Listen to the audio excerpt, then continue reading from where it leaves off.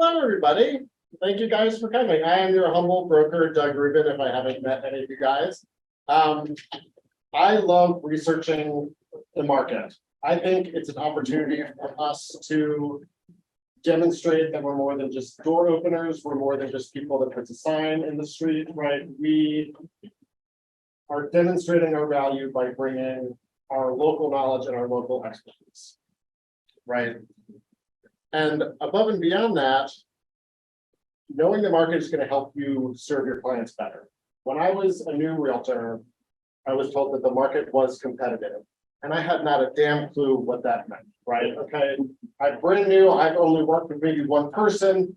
Like, does that just mean, well, maybe instead of lowballing people, we need to put it at a full asking price? Or does it mean 25 over asking, waive inspections, appraisal gap, quick close, pay transfer taxes, right? We need to have an appreciation based on our geography, based on our price point. Are we preparing people to go to war in the way that we need to in some cases, right? And our expectation setting and our knowledge is going to make our lives easier in terms of business development.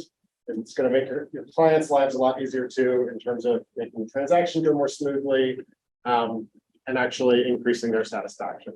So I'm going to give you guys basically some resources, some overview, and then what I'm really excited about is I'm going to bring up a panel of people that I trust, that have boots on the ground, that are going to just give us a little bit of their experience as far as how they're able to utilize their knowledge of the market to grow their business and also make the transactions go better for their clients.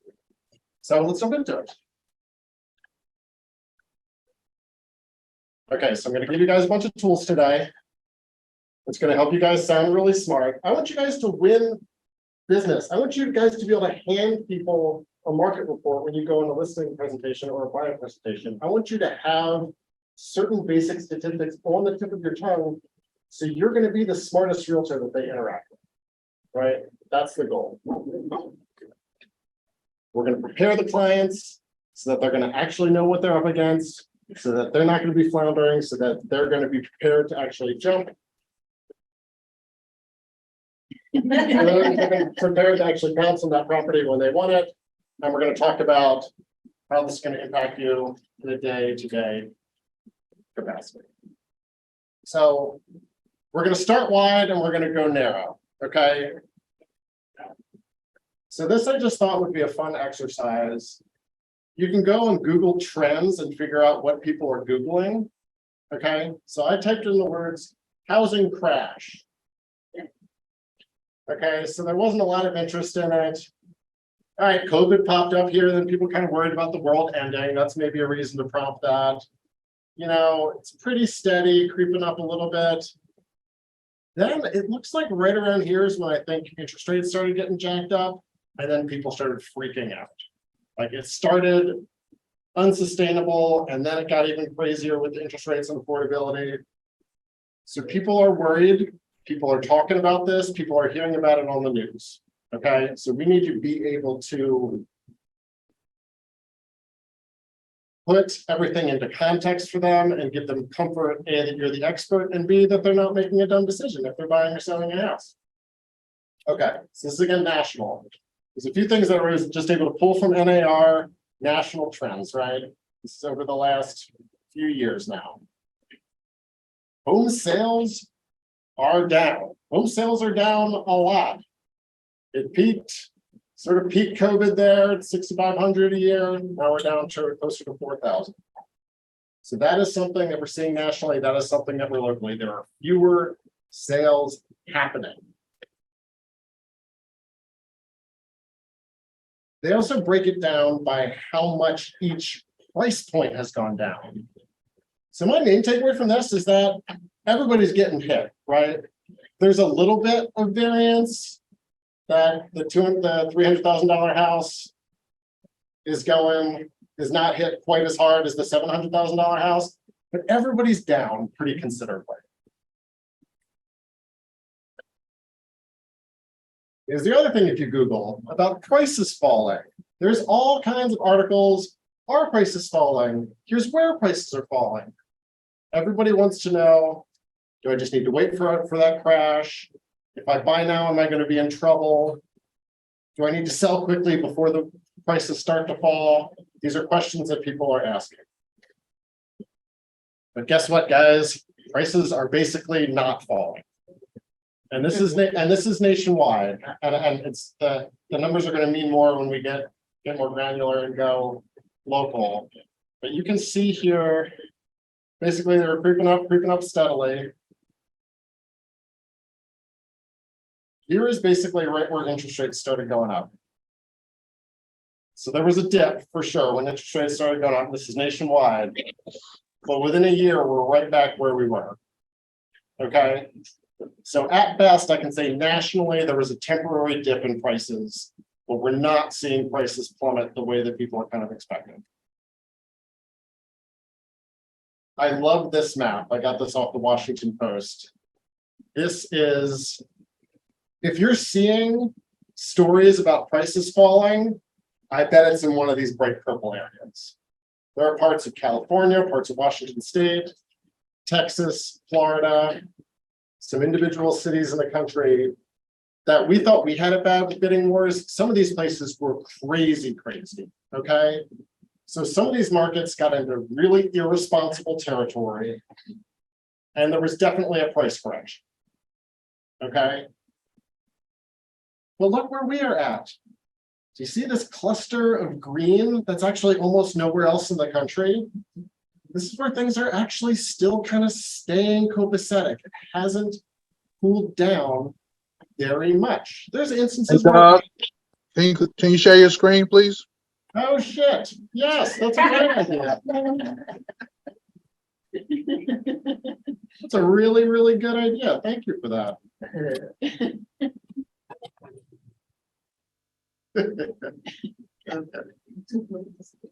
Hey Doug, Beatrice Dean.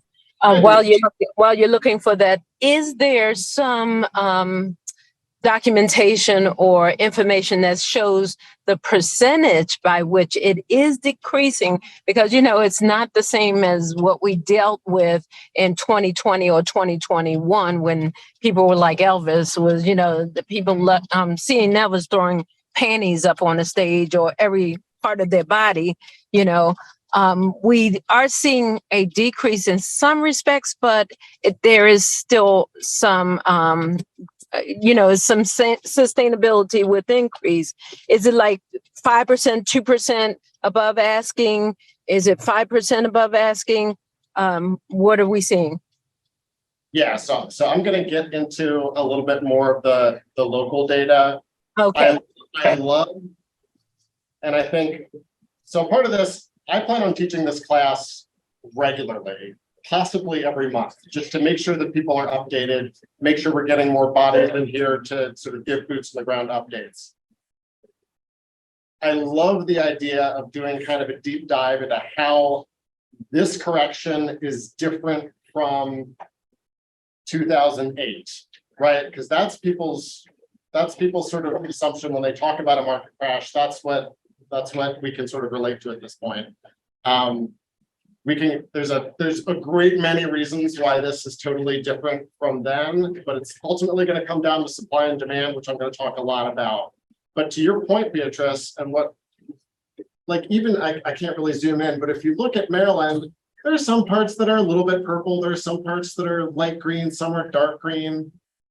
It's not that there's a universal rule that we can apply, and certain parts are maybe slowing down more than other parts of the state. But mostly the messaging is things aren't collapsing in the way that a lot of people were expecting. But it's important to still give the context. This also isn't 2 years ago, right? In terms of competitiveness. I assume your experience, Beatrice, now sellers have to kind of give a crap about the quality of their house and making sure that it's priced correctly. 2 years ago, they could just kind of put whatever up there and it would sell.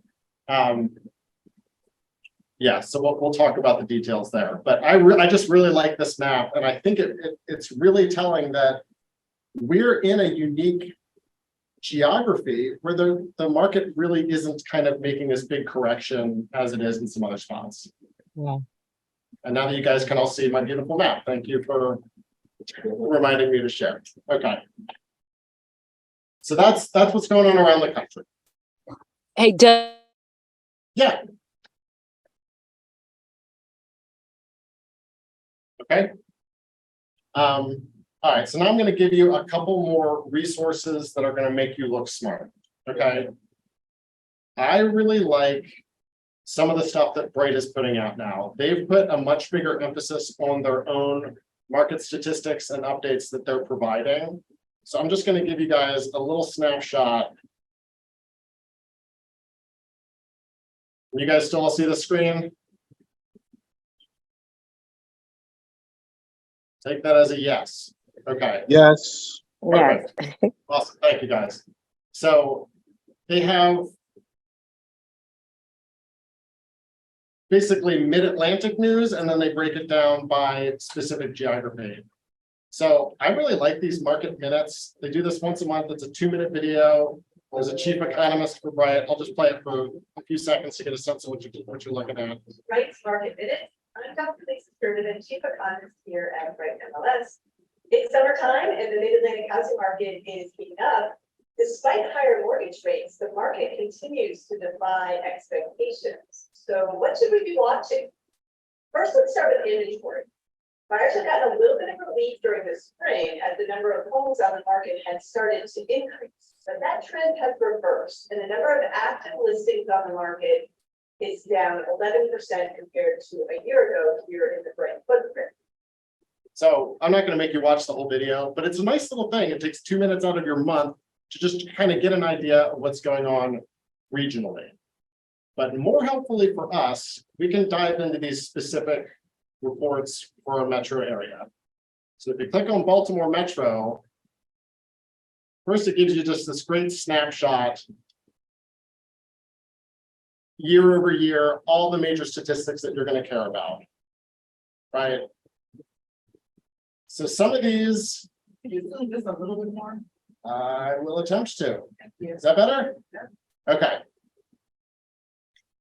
So some of this importantly matters more for us as an industry than it does for your buyers and your sellers. So it's going to be sort of carving out what you want to message, right? Like realtors and brokerages are pretty concerned that closing transactions are down 20%, that new listings are down over 35%. Like that's money out of our pockets. So that's sort of the bad news as far as this is concerned is, and we've been talking about this for months and months, you need to do twice the activities you were doing before to keep the same amount of business. Like this is tough sledding, guys. But your buyers and your sellers don't care about that. They want to know about days on market. They want to know about median price. They want to know about how quickly things are going.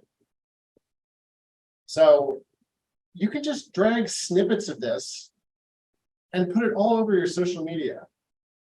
I love this line right here. Home prices hit record high in the Baltimore metro area. Sellers attached to low rates will keep inventory tight. That basically explains everything. Like you will sound really smart if you just can say that a lot and understand what it means. So that's part of what we're getting at. So if you just put this as, a Facebook update or take a snapshot and put it on Instagram. I'm going to get into this in a minute as well. This is the Bright tracks what they call the home demand index. This is their proprietary algorithm. They're tracking clicks, they're tracking showings, they're tracking how quickly things go off the market to get a sense for the demand side. And this is real-time data. So we can get the supply side, just understanding how many new listings there are, what's the active inventory.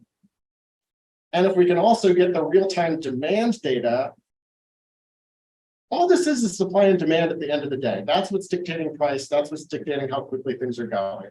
So if we can tell those two stories with some amount of confidence, that's going to elevate us above and beyond most of the realtors out there.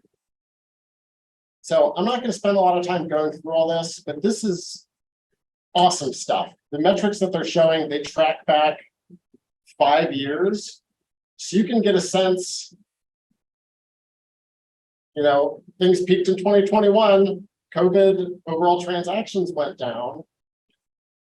But meanwhile, the price was going up. It's all really, it's good stuff to track, sort of not just where we are now, but where we are in sort of the scope of history.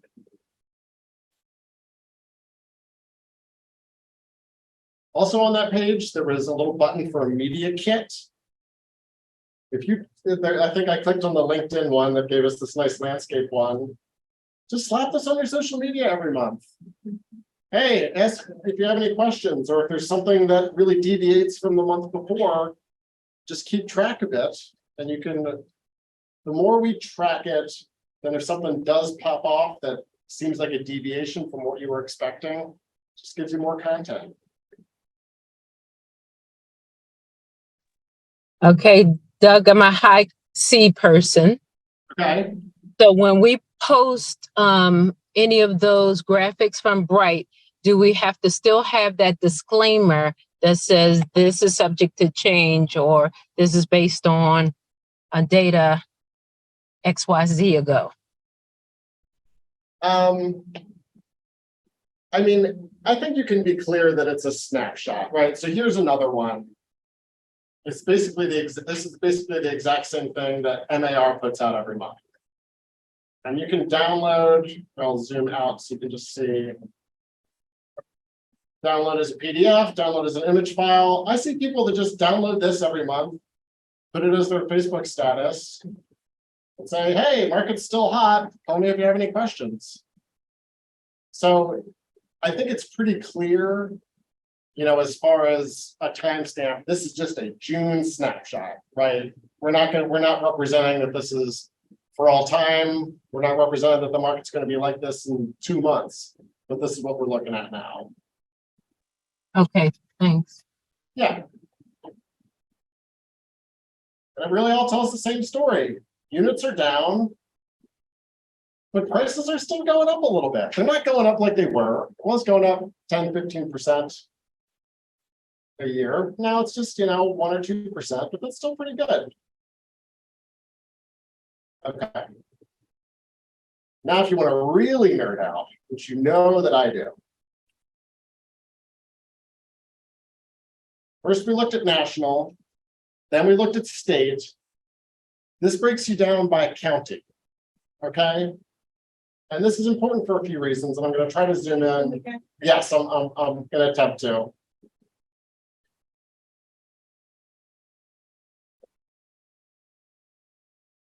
So, for instance, a lot of us are doing work in Baltimore County, right? Baltimore County is more or less tracking what's going on in the state, okay? Prices are actually up a little bit higher than the state averages.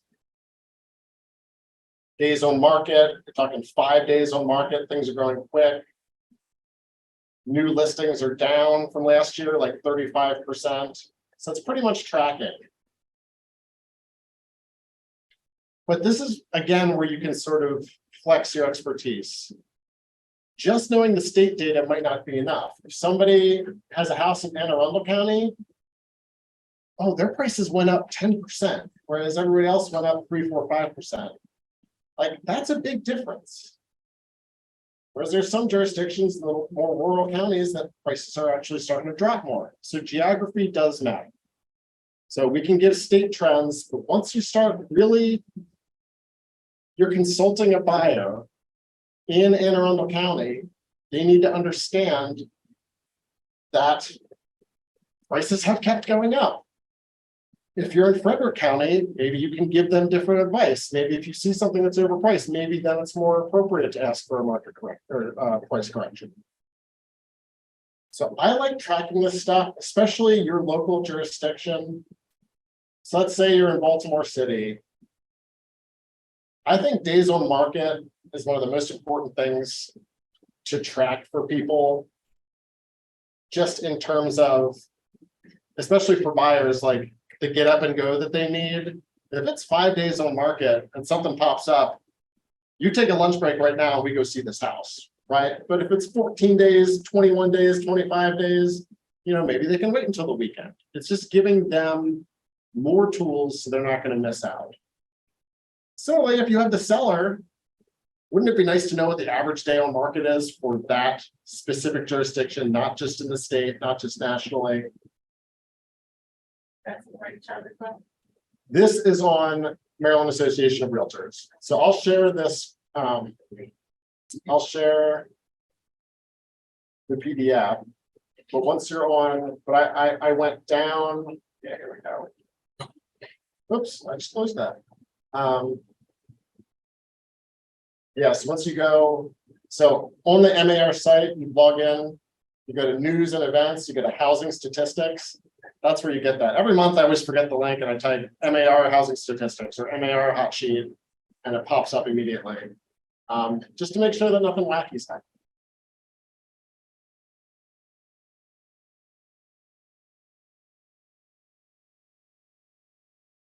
Okay, now we're going to go back to one more Bright resource, which I mentioned briefly.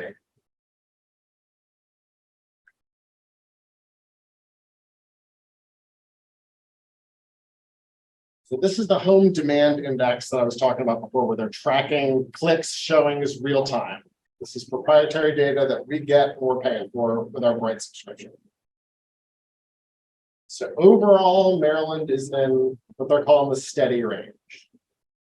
2 years ago, like peak COVID, we were like up here. The demand was like 250 out of 100. Like it didn't make any sense. So now demand is sort of where we kind of would historically expect it to be. Okay, so we can get a lot of good data. This is the graph that I showed you briefly before that really, I think, is telling us a lot in real time. So as you'd expect, we all know that real estate is a seasonal industry, right? It's okay. Even last year when interest rates were pretty reasonable, great still, when Christmas time rolls around, there's not a lot of buyer demand. That's been a universal thing. But last year, after Christmas, demand just takes off like a rocket ship into spring and into early summer.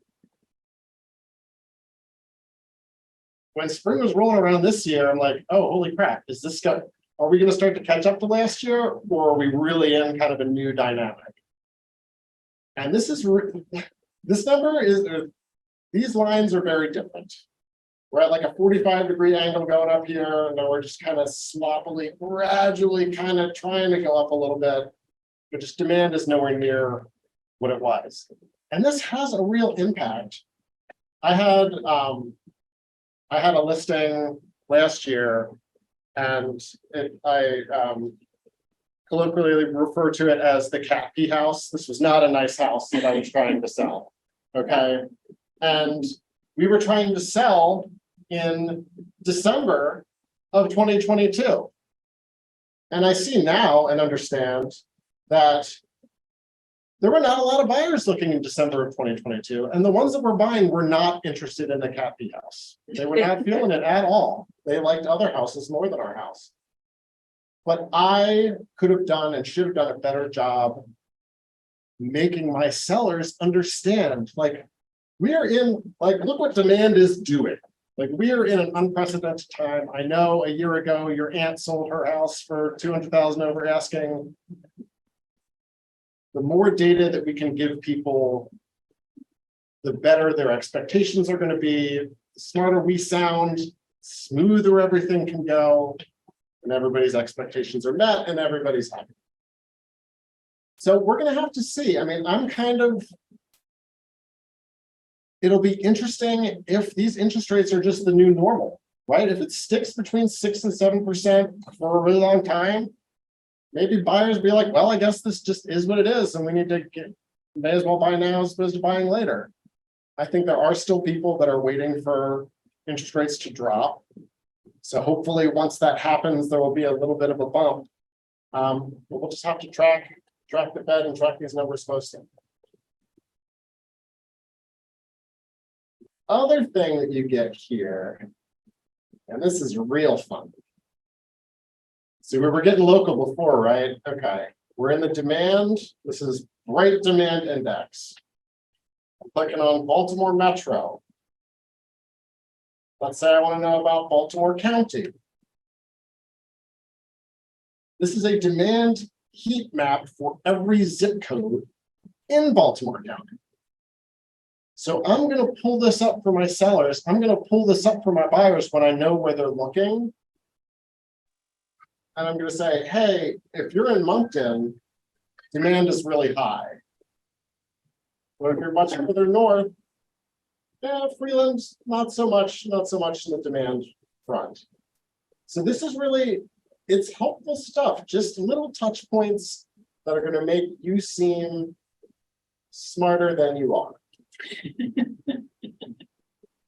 Hey Doug, how far back is this information, or is it in real time? This is real time. This is Oh, like, that's awesome. this is, That's great. and you can search, like if I wanted to, somebody was looking for a house in 21093. I search for zip code. Well, surprisingly, it's actually slow demand right now, which actually is surprising to me. So you can get really, really granular. Question, I hate asking the question of how the sausage is made, but do you know what calculates that index score? So I looked into it a little bit and they pretty much say, we have a proprietary algorithm that shows they have access to showing time, they have access to the number of people that click on their links. So they're doing something in real time. If they have a proprietary, the next question would be like that scale that we go through. So you had that map up, it was anywhere from 80 to 226 was the top of the people on the list. Is that, what is that scale from? Like, is 100 like the minimum, the average, or like? So they set it, so that's a good question. I need to do a little bit more digging, but they basically looked at historical data to set 100 at what they consider normal or balanced demand. Okay. So as we go considerably higher or considerably lower, that's meant to be off that 100 normal marketplace. So, which is to say that right now, Maryland is mostly pretty much normalized in terms of demand. When the interest rates were really low, demand was up here, and now it's just kind of brought down to a more normal rate.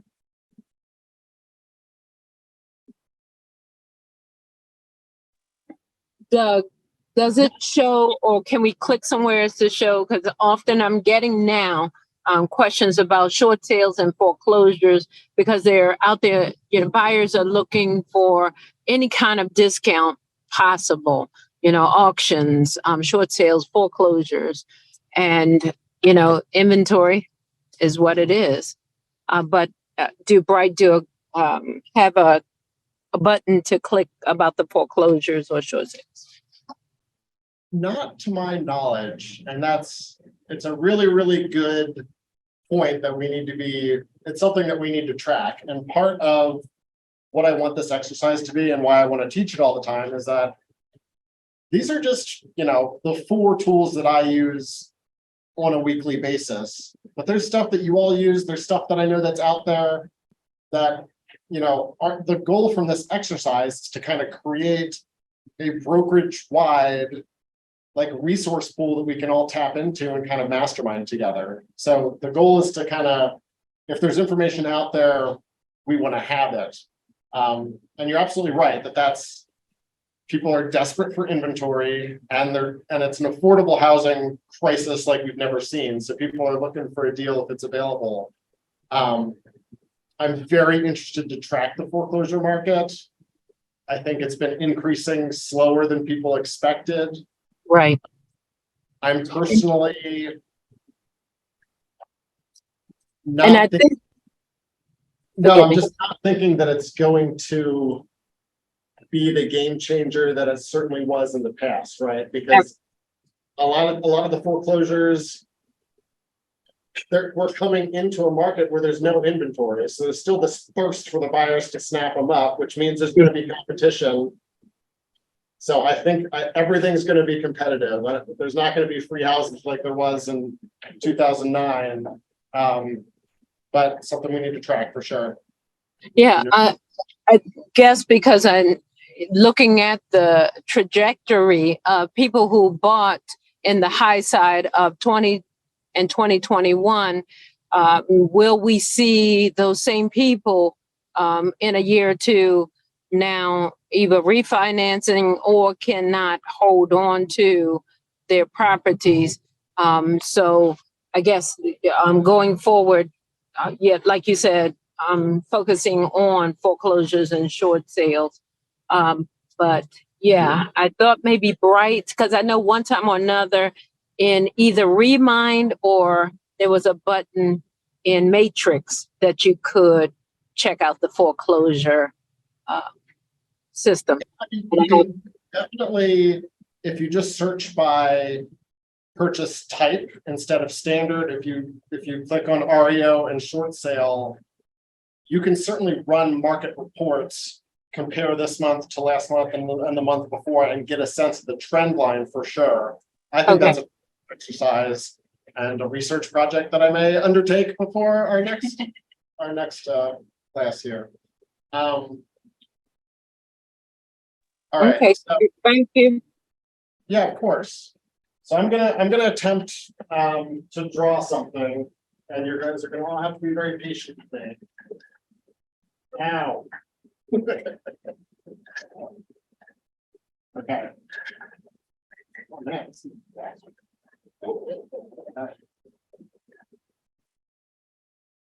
I only cursed once when I wasn't sharing my screen. Okay. Yeah. Now, if there's any economics people, you're gonna correct me because I'm sure I'm doing something wrong.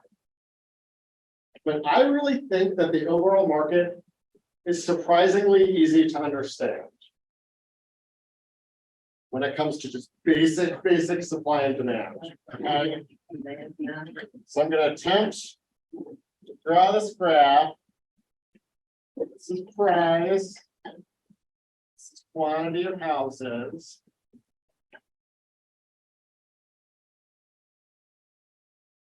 All right, so far so good. I'm really doing well. Okay. Different supply, this is demand. Let's say this is last year. This is where pricing is at. Interest rates go up. What does that mean? People can't afford houses, so the demand for housing goes down. Going back to high school economics, but I think that means you move this over here. So now instead of pricing being up there, now we're talking about pricing being down here. If just demand goes down, prices are supposed to go down, right? The problem is supply is going down like the exact same amount. Okay, so nobody wants to move anymore. Everybody loves their interest rates. So now supply goes down.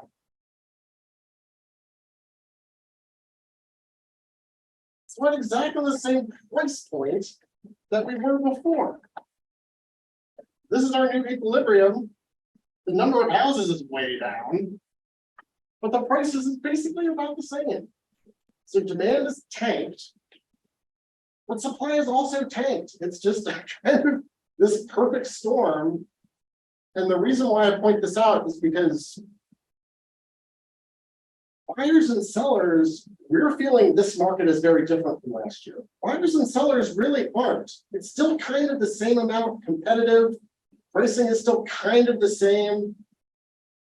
So my sort of takeaway is not as much has changed as I expected it to.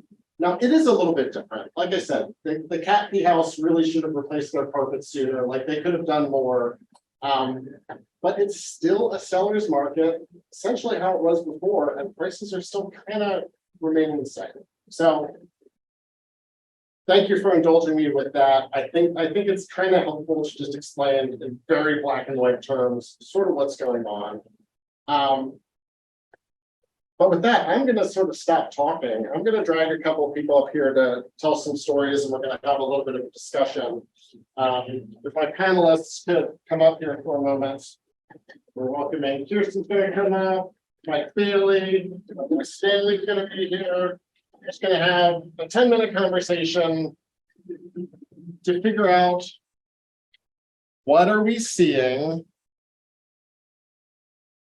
How and what extra kind of warnings do we need to give people? So let me just kind of go left to right.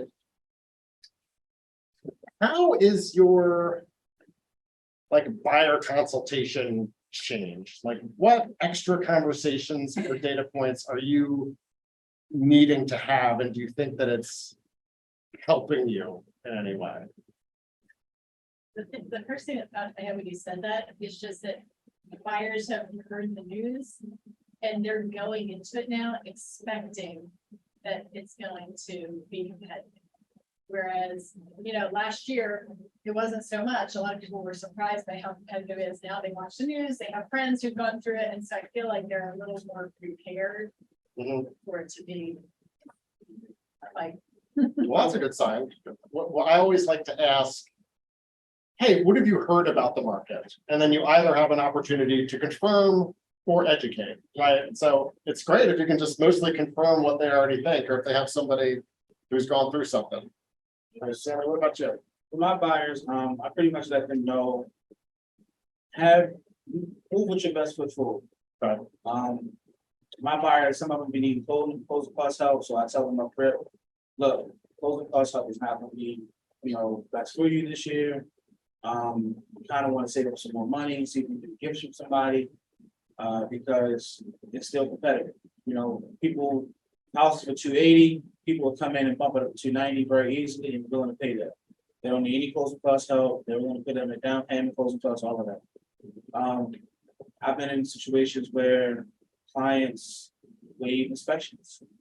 That was more so last year, not this year, but I just try to prepare my clients all around, so there are no surprises. Because clients hate surprises. And we hit surprises. What about you, Mike? I think just some differences in my consultation.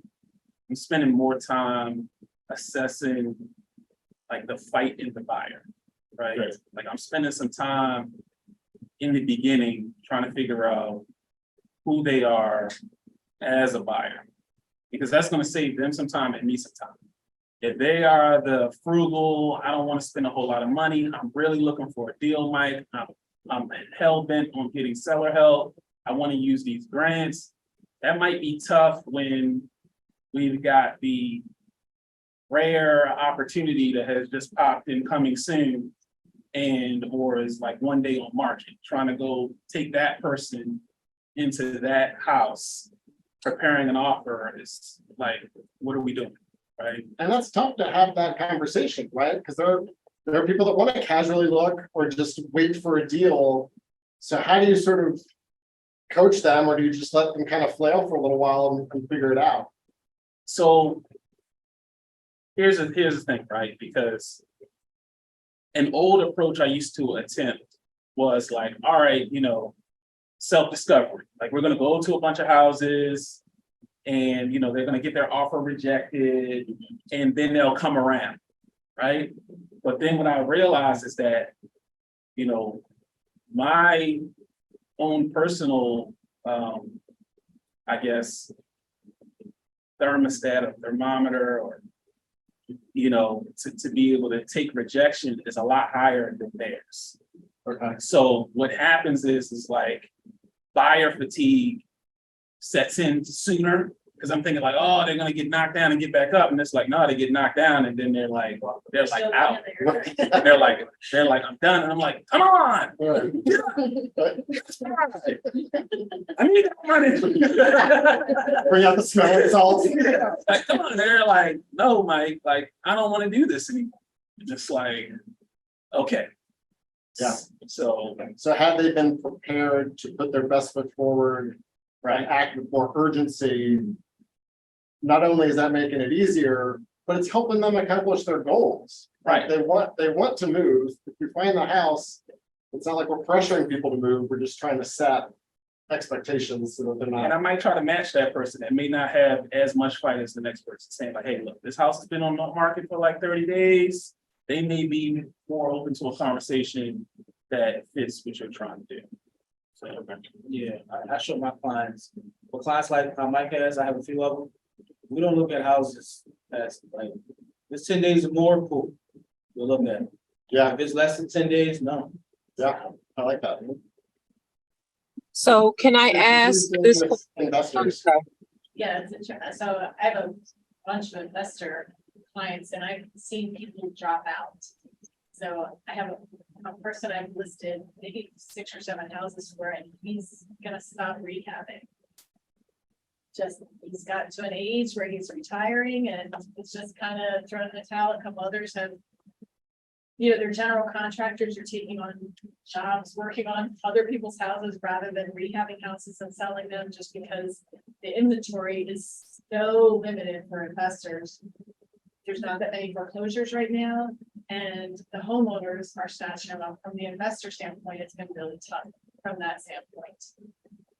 It's tough to find something. I was going to ask that same question of Mike Bailey. How has it affected him as an investor and a buyer in this market? Yeah, I heard what she said, but she. Oh, Yeah. you know, I'm just something out of this. I was gonna say. That was staying in blank space, turn the TV volume. let you know. Yeah. All right, Mike, how's it looking on the investor side for you? I'm smiling to keep from crying. Right? You know, because I mean, it's hard, right? Because like Kirsten said, it takes a toll on the project manager or the general contractor trying to hold the team together, right? Because from a construction standpoint, you got to keep your guys working, right? So when there's not work, you run the risk of losing your guys because they got to figure out what they're going to do to feed their families, right? So when you don't have work, so then that puts you, as an investor, that puts you in a very tough situation. Do I take on deals that are borderline, you know, riskier than your general criteria just to keep my guys working?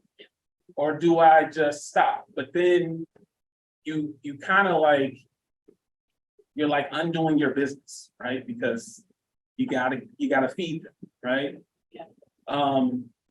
It is making it tougher for investors, so they're coming at us a lot stronger for discounts on commission, right? Because they're like, hey, you know, material is costing me more.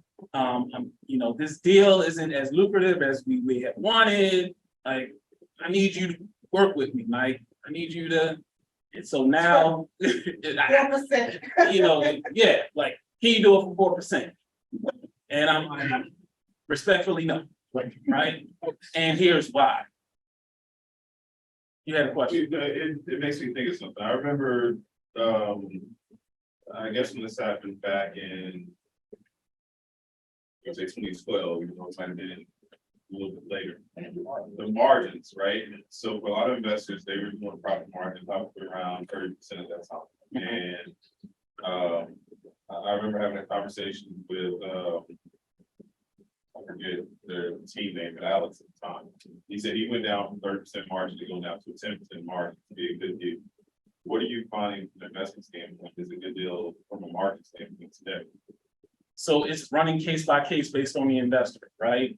You know, we wanted to be at that 30%, right? That's where we like to be. And depending on how you're acquiring the property, people are like running up the bill on the property. So it's like you're not able to get it at the best numbers that you are.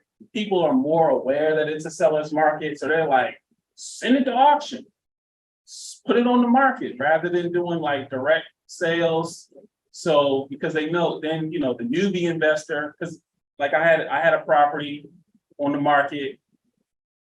A new investor from out of state, they offered a number that nobody else would buy. I knew they had to been from out of town, right? It's like, I don't care, we're gonna take it. You put down $5,000 EMD. I know the numbers don't work based on the financing that they wanted to go ahead and do it. I mean, we ended up keeping their EMD because, you know, by the time they realized 3 days before settlement that the numbers don't work, you know, it's too late and no, I'm not giving money back.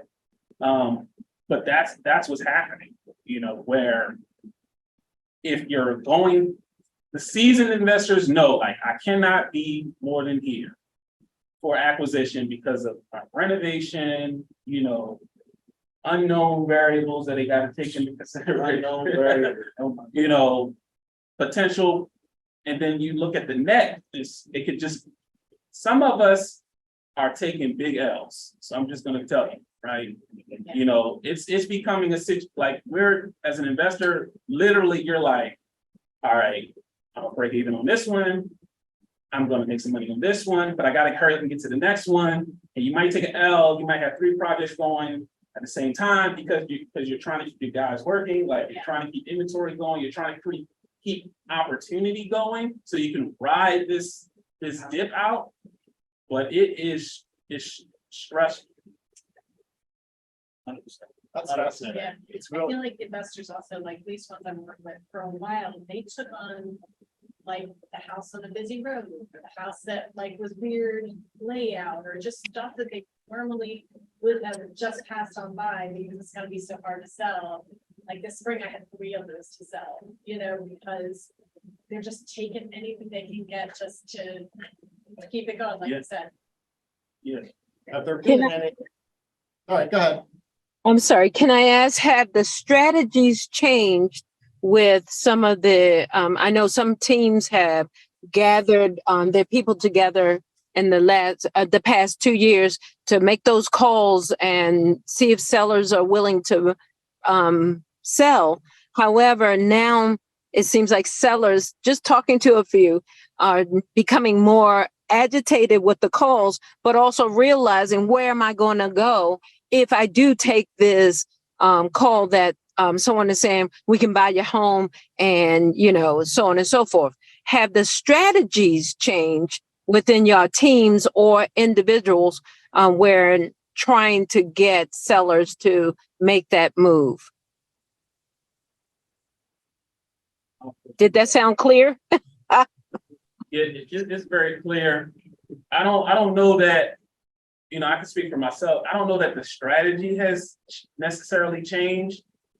The conversations are slightly different. And yet it's taking, you know, 2 or 3 times the effort, right? So I call it like my no's, right? I had a whole lot of no's. I'm not gonna do rentals. I'm not doing certain neighborhood. I'm not doing this price point. I'm not answering my phone after 7:30, 8 o'clock because I'm having dinner with my kids and my wife. Like, I'm not doing this. I'm not doing that. And they have all turned into yeses. Right. So, you know, I say that because I think it's like, a lot of Keller Williams, they talk about, they say that, you know, they don't, you know, you don't change the goal, you change the strategy. And I say, you know, you modify it slightly, but you don't want to. I don't know if I even have the answer for that, because I feel like we're in a time of like, you got to do what you got to do. Yeah. I think the strategy stay the same. But like the sellers, I don't push too hard because they'll get the feeling that you're trying to force them out. And I've had to say that to me before. So I don't press too hard. I really give them the numbers. If the numbers make sense, the numbers make sense. And if it doesn't, like I've had sellers that bought in the pandemic when it was 2.5 interest rate. And I'm like, Stanley, I may want to move. I said, okay. And I give them the real deal, how much 7% is, or 5.5 or 6. And they're like, Stanley, I don't think so. I want to move. And I kind of leave it at that. You know, they may want to take their house. They really do want to move. They look, you know, somebody that you can move in with, you know, to make the price cheaper for rent or whatever. Cool. You can rent this house out, then yeah, but other than that, I don't really go too hard. Yeah, and it's gotta be, I think someone made the point that by the time it hits the market, right? There are realtors that understand how to price it correctly. People are understanding it's still a seller's market. So I imagine from an investment standpoint, you're not finding a lot of stuff going great anymore, right? It really is the off-market stuff. And even that is, that's always been a hard market, but now it's getting, people are more uptight about it. Let me spend a couple more minutes just talking about buyers and sellers. Just to try to get a little bit of the lay of the land, how have any of you guys observed, like, where has this narrative that I've described not really applied? Like, has there been a price point or a neighborhood where like, oh, it's actually not that competitive? Like, I was surprised I didn't get a lot of offers, or hey, I was able to really lowball somebody. I had a couple listings, I talked about that one investor had to do something he wouldn't normally do, and I had two single-family houses, one in Baltimore City, one in Baltimore County. But they were one house away from a very busy road. And he finished the renovation in like November 2022. So we put them on the market at a terrible time, and they're next to a busy road, and it took a few months to sell them. Yeah. You know, because they just were not the best location, and That was right when I put the Catby house on the market. It's the Right, same exactly. thing. So there are situations. yes, And I think that's a great point that. Before you could really get away with that stuff. Yes. Now, at least. We need to have the conversations that we really haven't had to have for a couple of years. When we're talking to sellers like. I just replaced the stupid carpet, or get the thing painted, or get it deep cleaned, do something. Yeah. To try to raise it, because there are buyers that are like, you mean I'm paying top dollar and my interest rate is through the roof. And you're trying to sell me a house that has cap deal, like, it's like, yeah, like, I think buyers' expectations. Have gone up in some instances, like they really want. A better quality product for their money if they know they're paying the top dollar. Is that fair? yeah. Yeah. Yeah, whereas like when it was really crazy, like, you know, I got a contract on a house that they hadn't even seen yet, like coming soon, here's your contract, you know, like. And then no inspection, like, Crazy. yeah, crazy. So it's interesting to hear the perspective from an investor point of view, because it seemed like at one time, like they always were at an advantage, so buyers were competing against investors, and investors were, so it was limited for what homeowner could purchase. Because investors were scooping them up like crazy, so from what I hear you all saying, is it now more advantageous for homeowners in this market? Or it's just crappier for everybody. Well, I mean, Sellers are, the homeowner's always been the softer buyer, normally the homeowner is gonna pay more than the investor's gonna pay. You know, so in a sense, that part hasn't changed. So I would say. If you put out a premium product. Yeah. As an investor. You're gonna have an easier time than somebody else, Yeah. right? Because. You know, there's like a lot of houses that are just like the cream of the crap, right? So when you put out a premium product, it makes it easier to sell your house. Yeah. Because it's like, because there have been times, like even in this market, there have been times where we put a property on the market to buy it, like, first of all, you know, we got a lot more expense into the project, right? So sometimes the ability to just give seller concessions away just because they want it, sometimes it's just not feasible, right? Everything is about dollars and cents. But I've literally had buyers come and say, give a seller help. We know that, you know, we got the advantage and everything like that. And because of the quality of the finished product, I'm able to say, no, we're not gonna do that. And if you'd like, you can go and look at all the houses in this area, all of them that are on the market. I know what's out there, and then you come back and have gotten what we asked for. So what I would say, if you're working with investors, put emphasis on them going above and beyond and doing the little things. Because no, they don't, because a buyer, yeah, you put a new HVAC in there, yeah, you change the roof and everything like that.